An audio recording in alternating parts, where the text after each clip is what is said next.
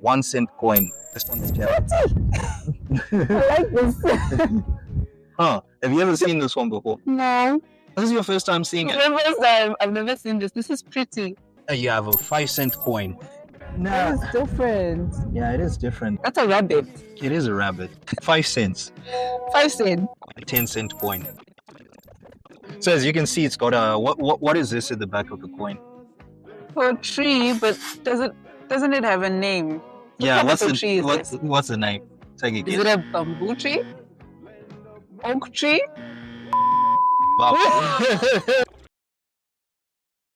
This is a 20-cent coin. I've seen this before. You've seen it before. I think I've used it before. Yeah, so 20-cent coin introduced in 1980 by Desmond Krough. That is insane. And next up, we have a 50-cent coin and... See, with the sunshine, the sun looking... And then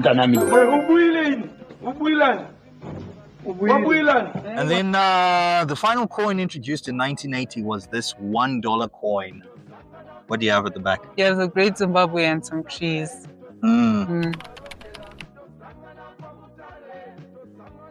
So, anyway, just to make things interesting, I also found some Rhodesian coins. Ooh. Did you know that there used to be a country called Zimbabwe-Rhodesia? I just know that Zimbabwe was Rhodesia, then it became Zimbabwe. Well, actually, it wasn't a legitimate country because nobody recognized it. But after the fall of Rhodesia, there was sort of a transitional country called Zimbabwe-Rhodesia. Okay. And then Zimbabwe came into being after that. So that's a 1 cent coin from the Zimbabwe-Rhodesia era. Is this there was somewhere I read where it said we used pounds? Was this part of the pound sterling? Before 1970, Rhodesia was a part of the British Crown. Okay. So they declared independence unilaterally. You know about the unilateral declaration of... they decided to break away from the British Empire. The government of Rhodesia consider it essential that Rhodesia should attain without delay sovereign independence.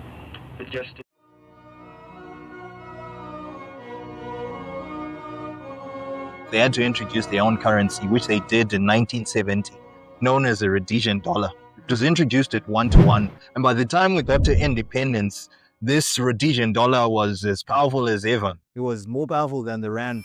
And they handed it over to Mugabe, and we all know how that ended. Anyway, next up is Zimbabwe-Rhodesia 50-cent coin.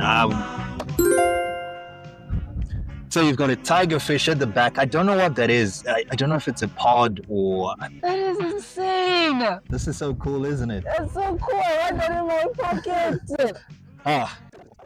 Yeah, so these were in circulation in the 1980s and 1990s. For $1, you could buy a newspaper, you could buy a bottle of milk, and you would have change left. Because $1 was a lot of money. It's a lot of money.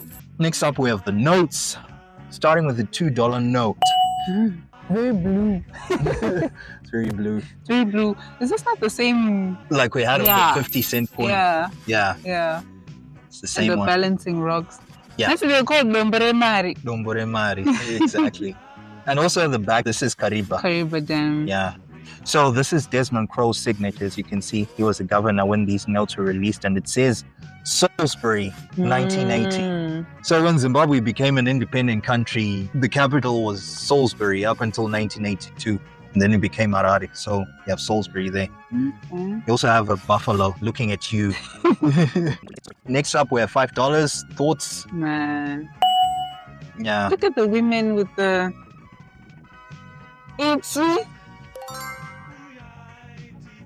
No. Uri.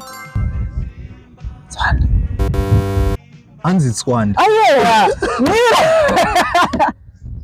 No, my mom always, because the reason why I did not say Twanda is because I know it's wrong.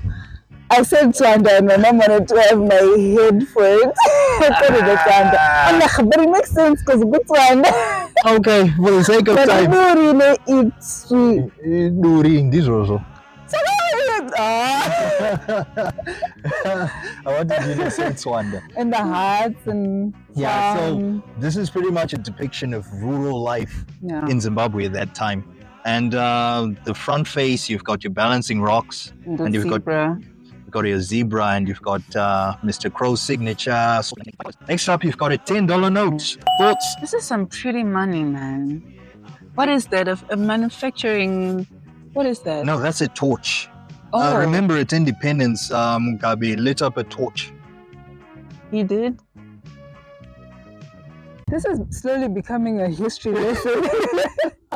Is that not a kudu? No? Antelope.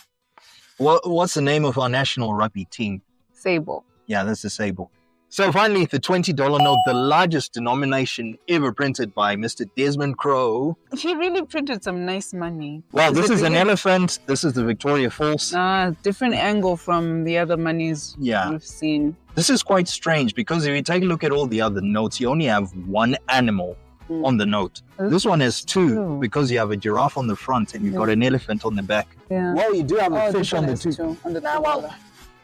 Let's say land animals then. Animal.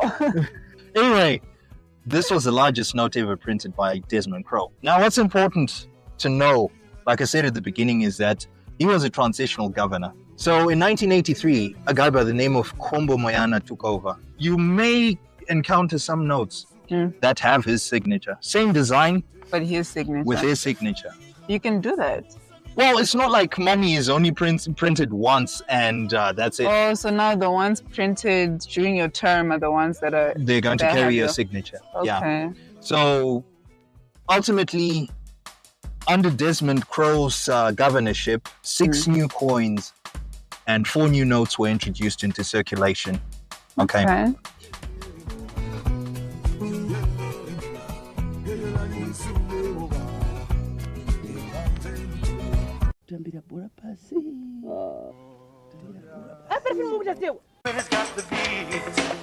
There is this issue of disunity. On a